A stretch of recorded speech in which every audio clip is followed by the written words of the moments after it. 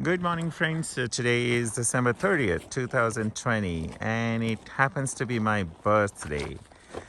I could not be luckier than coming out to Mount Yamnuska up there with Laurie, who is my guide as well as my friend. He's tying his gaiters at this moment, and the plan is that we're going to celebrate my birthday evening on the west side of the mountain right up there. And tomorrow morning we are gonna climb to the summit and come down. Once Laurie finishes up, I'm gonna say hi to him. How are you, Laurie? I'm doing good. Okay. Can you multitask, like tying your gator as well as talk? Sure, one sec, I'll face the camera. Let me just get the top Sure. tightened there. So we don't get any snow on the inside. Okay. Yeah, if we come over here, Yes. and if you stand there, I can point to what we're going to be doing Yes. up there in the mountain. So the plan for today is to hike up 2,500 feet to the shoulder where Yamnuska drops down on the west or the left and meets the mountain over there called Goat Mountain. And there's a saddle, a call, a pass. And you and I are going to get to the pass, hopefully before darkness, and then climb up into a forested area and find a flat area, and we're going to carve out a site for a tent, and then collect some rocks, build a fire pit, and build a fire, and spend the night up there and see if we can get through a night in the middle of winter here in Canada where the nights are twice as long as the day, to see if we can do that safely and comfortably. That's the intention. And then tomorrow morning, get up, get some hot drinks. We might have to melt snow to get liquid. And leaving our big packs behind, climb to the summit of Yamnuska, back down again, then pack everything up and descend down that scree slope and back here, hopefully before darkness. Hopefully before darkness. Okay. Thank you, Laurie. It's a good plan. And thank you for bringing me out on my birthday. You're welcome. Okay. We'll talk again. Bye. Cheers. Bye-bye. Hello, friends. So this is break number 2. There is no video of break number 1. And I'm not sure if I can do video on every break. But we are about 369 meters. This is... oh, you want to see where we are? So there. It's straight down on both sides. And straight up. Look at the view. Laurie is on a break and I thought to make a great video of this place. This is one of the best things in my life is mountains and hiking and all the elements of nature. So friends, this is Laurie, and Laurie does not know why I asked him to come here. So Laurie, we got great news. Yeah? Deepika, our friend, won the first prize in her company for doing an talent. That's great. And she wanted to thank you for giving us all the guidance in our life and hiking. I just thought that there could not be a better gift for Deepika than a few words from you to her directly. Here you go. Deepika, you deserve all the credit that you got when you won the contest. You're an apt student. Giddish lets me know how seriously you take it and how you work on your technique. And I'm so happy to hear that your contemporaries acknowledge that you're a step above all the rest. So what a great way to start the new year. Happy New Year. Okay. Thank you so much, Larry. And I also want to thank you from my heart for giving us such wonderful guidance and keeping us safe. You're welcome, Kiddish. And I look forward to having many more moments with you on the mountains and learning a lot about life and how to be a better person. Well, we'll see if you feel the same after tonight. It's going to be cold tonight up here. Well, thank you again. You're welcome. Bye. Good morning, friends. So today is December 31st. We slept on the base of Yamnuska face. Hello friends, so this is about 8 p.m. on December 30th. That is again my birthday, just so you guys know. And this is where we tent out. This is Laurie cooking food. Uh, and you that's can a little see stove up this is there. and this is He's warming up his hand. He's been working for like half an hour. Lots of work. This is the snow let me see. that we collected, Morning. and we will melt the snow Look at the view. to make water up there, How are you, just like the Laurie? way Laurie is doing. See, Laurie is always fresh. And he's This wearing is the the headlamps up here. and And this what you see, this is actually the is face. every Now you can't see up, you get this view. but and to show you guys our tent. More people get to experience. So this is a tent. These are my poles. You can see only as much as my headlamp is showing you, okay? So you can see on this side there is a slide, but Laurie made a very good platform for us. And this is the side he's gonna cook the breakfast in the morning if it's too cold. And let me ask Laurie how he's feeling. Laurie, how are you feeling? I feel good. Yeah. Yep. We had a bite to eat, something hot to drink. Yeah. I'm probably the same as you. I'm not gonna drink anymore, otherwise we'll be getting up all through the night. Yeah, one thing I don't want to do is drink too much water because then I need to pee and I don't want to get out in the cold, even though I brought my pee bottle. But it's better if I don't use it. So good night, guys. I'll show you how the morning looks from here. This is how the sky is.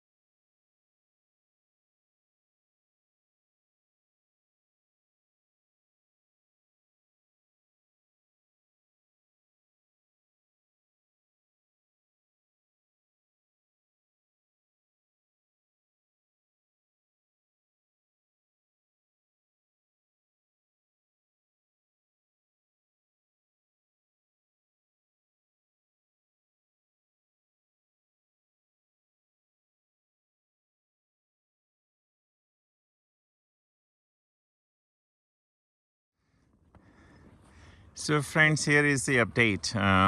Laurie had planned to do the west call on Yamnuska yesterday under the shoulder, like right above the ski levels. And this is Laurie taking in the view.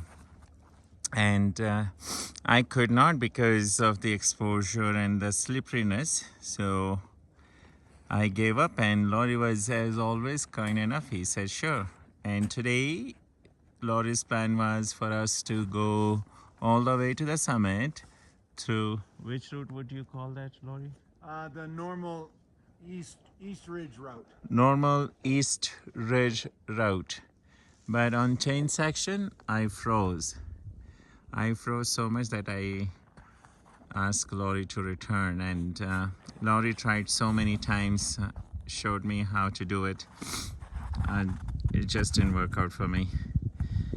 And Laurie has such an amazing way to say, well, I did not fail, it's just that he found what areas I need to practice on. So there goes Laurie. Overall, I'm happy. We'll be back to car just about sunset, and I want to thank Laurie as well. Thanks, Laurie. You're welcome. Hey friends, so we are back to the parking lot. There is still some sunlight left, so that's Mount Yamnuska. We camped up there just under the shoulder, trying to do the slopes. So where is this? Oh, here, these are the slopes. Couldn't because they were too sketchy and too steep for me, and then we tried to go back from the other side this morning, and the chain section was too intimidating for me. So instead of my assessment, I'll get Laurie's assessment soon once we start driving. And I again want to thank all of you for your wishes for my birthday. And I wish all of you a great start to the new year. Wonderful world with wonderful people. This is Laurie packing his bag. My bag is already in. All right, so I'll talk to you again one more time. Happy New Year. Live to the fullest. Bye-bye. So friends, we're heading back to Calgary. And before it gets dark, I thought I should capture Laurie's assessment on our overnight hike on my birthday. Laurie is driving, so I don't think he can look into the camera very clearly, but of course he'll do his best without compromising the safety. He's very good at it. So you guys may not see me, but you don't have to see me. Like, it's more Laurie that you should listen to and see. So Laurie, Yes. how was my overnight winter hike? I don't even know what to call it, so I leave it up to you and tell us how it went. Well, you could define it as an overnight winter excursion with a summit included, meaning we were going to try to get to the top of Yamnuska. So how did we do? Well, we only have to look at the condition we're in right now. We both had a full sleep. You slept 12 hours last night. Okay. Caught up on the lack of sleep from the evening before. You told me you weren't cold or uncomfortable throughout the night. Mm-hmm. And we're back in the car. Neither of us is injured. No blood has been shed. So if we look at it from that perspective, very successful. We got out. We spent a night out in the middle of winter on one of the shortest days of the year. Bivouacked at about 7,000 feet above sea level. We did just fine. That's the positive. Yes. Okay, now what did we learn? Yes. Well, we had to turn around at the end of yesterday afternoon because snow conditions were such that if we slipped, it was very easy for us to go for a long slide. And we both know that it's not the slide that hurts you, it's when you hit something at the bottom of the slope. So we turned around and came back. Then, let's just look at that. That's because for the snow conditions we had, we need to review and go over self-arresting, meaning the use of an ice axe to stop yourself from sliding on a steep slope. And we haven't done that yet. And what I said to you when we were coming down today is the next time we go out, that's what we're going to spend a whole day working on, is teaching you how to use your ice axe to stop a slip should you slip on a steep, hard-packed snow slope. Then, today, we found a place to practice it. As we were coming across the last part of the traverse to get to the east ridge of the mountain, we passed an area where I said, man, we better be careful here. You don't want to slip because the snow is rock hard and there's trees all over. So that's one of the first places we're going to go to practice self-arresting. We found a place. Prior to that, there wasn't enough snow that was hard enough or steep enough to find a place to practice on other than a ski area on a black run. We could practice there, but they'd kick us off the ski slope because we'd be in the way of skiers. Okay. Then the second major thing was, as we were on the chain today, where we traverse a cliff bend by hanging onto a chain, Yes.